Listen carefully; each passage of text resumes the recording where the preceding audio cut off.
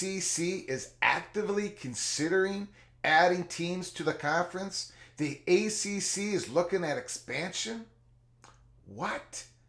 Welcome to episode 280 of College Football's Peek Around the Corner with your host, Greg Pflugar. We cover everything in college football because we love everything in college football. And if you do as well, please subscribe to our channel. Smash that like button if you like our content. Share the video with your family and friends. Let's not waste any more time. David Hale, ESPN, ACC continuing to look at possible expansion. The commissioner says we will provide a link in the description. You can read the whole article. Put down your thoughts and comments in the comments section below the video. Here at PATC for a year now, almost 1 year since the birth of this YouTube channel, we have not talked about ACC expansion because it hasn't been possible. And we're going to get to it from our perspective, from our strongly held opinion. We'll get to it at the end of this article. Let's get to it right now. Charlotte, North Carolina, as Colorado becomes the last domino to fall in college football realignment. ACC Commissioner Jim Phillips says the league continues to actively consider adding teams, but has not found enough value in any expansion option. They haven't found enough value in any expansion option, or is it they haven't found enough value in any expansion option that would consider ACC an upgrade? Because remember, any team joining the ACC would have to sign that grant of rights, the ownership, the individual media rights going to the conference. They would have to sign it all the way into 2036. Would a West Virginia really want to sign on the dotted line for GOR for 2036 in the ACC?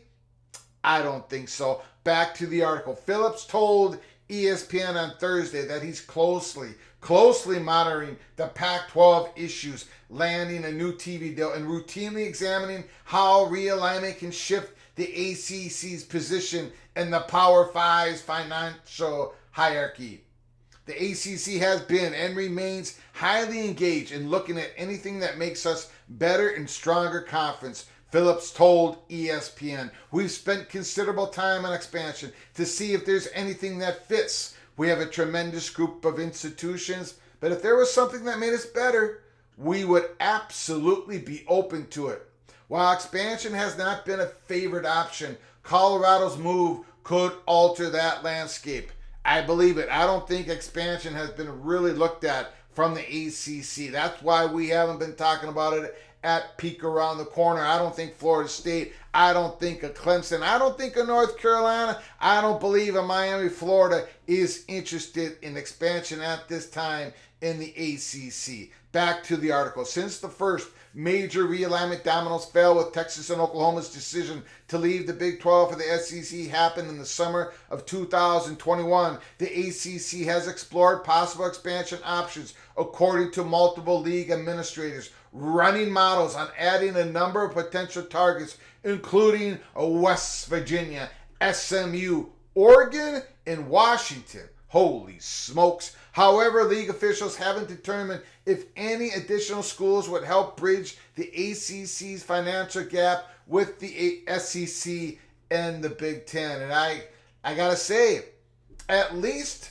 3 of those schools mentioned, I don't believe would have interest in joining the ACC at this time. In Oregon, Washington, West Virginia, they're really going to sign up for that grant of rights that lasts to 2036. I don't think so. Maybe SMU. SMU would be interested, but does that help the bottom line for the ACC schools? Again, I don't think so.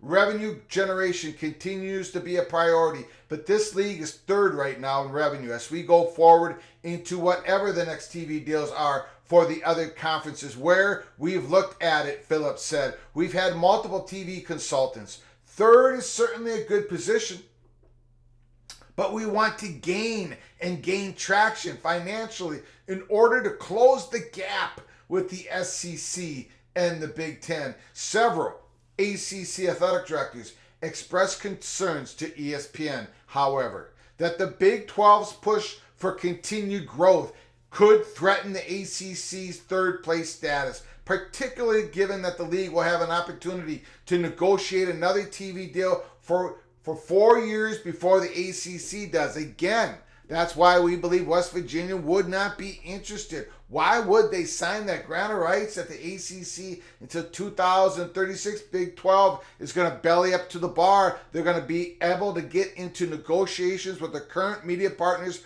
4 years before the ACC does. Back to the article, as one athletic director suggested, expansion could be valuable to the league simply as a means of preventing the Big 12 from growing further.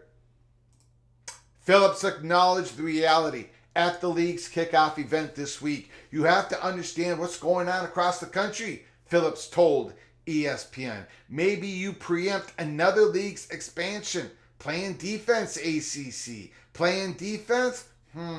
Maybe you don't. Maybe there's a first thing that has to happen before you make a move. There's a variety of ways you attack this. Meanwhile, Florida State's 247 site reported Thursday that the Seminoles were actively working to depart the ACC in search of a better financial picture. Although Florida State has worked with several legal teams over the past 2 years to examine the school's options, something several other ACC schools have also done, athletic director Michael Alford told ESPN on Thursday that there was no change in FSU status as an ACC member. Now, the next paragraph is the PATC money shot of this article. Any school planning to leave the ACC in the next year would have to notify the conference in writing by August 15th. Alford told ESPN that at this time, there is no meeting of the board of his trustees scheduled between now and then. That's how you answered the question? The athletic director of Florida State, Alford, saying, we don't, there's no scheduled meeting between now and August 15th from our trustee of boards. You know how easy it is for the board, Florida State's board, to schedule a meeting? We've been seeing it over and over at Colorado. We're going to see it here at Arizona. That answer to me, wow, that speaks volumes. That speaks volumes. Don't look here, Alford is saying. We don't even have a meeting scheduled at the Florida State between now and August 15th. Holy smokes.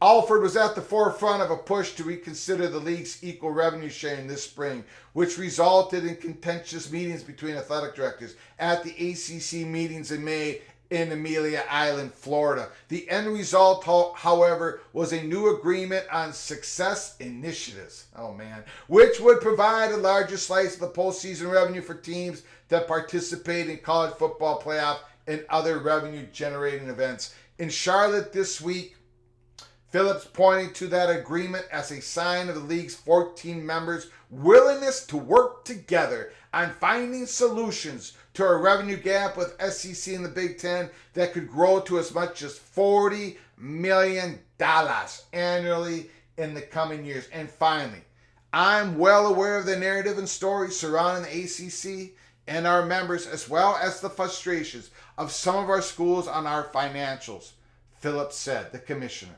But these are not new. While there are legitimate discussions and stories regarding revenue in our memberships, it's important that all of us never lose perspective on just what we're doing together. The bottom line is our conference is strong. I'm extremely bullish about our future together. Article, David Hale, ESPN. Florida State, Clemson, Miami of Florida, North Carolina. They're not looking to expand the ACC at this time. I think that was just a lot of talk from the commissioner, who does not have a good hand to play. Who would they add? Why would West Virginia be interested? Why would a Cincinnati be interested? Why will those other schools mentioned, not named SMU, be interested in going to the ACC when they would have to sign that grant of rights all the way to 2036? I don't believe any of those schools would be interested. Maybe SMU, but then again, would an SMU addition really help the bottom line of a Clemson, Florida State? No.